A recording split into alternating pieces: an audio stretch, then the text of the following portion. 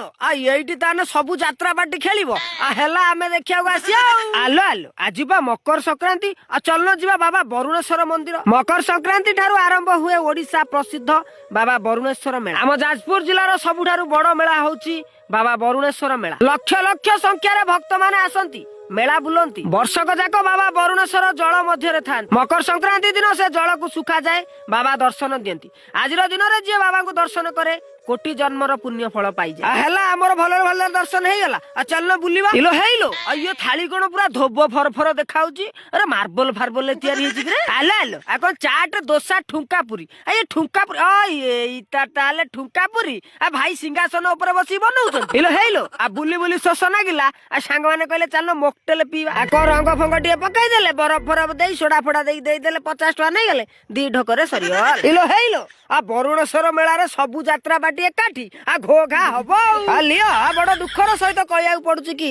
मेला रे एते भीड़ थिला भगवान को दर्शन रे एते समय मोर कटि गला कि संपूर्ण मेला मु बुली पारलिनी। हा कथा दउची आगामी वीडियो रे किंतु टोटाली मेला बुलिबा घो घा करिबा। हेलो हेलो आ सत पर्यंत गोटे फलोटे मारिक रखी ताउ न टोटाली हम ओडिशा प्रसिद्ध बाबा वरुणेश्वर मेला बुलेबी आपण मानकु देखेबी आ रहिली।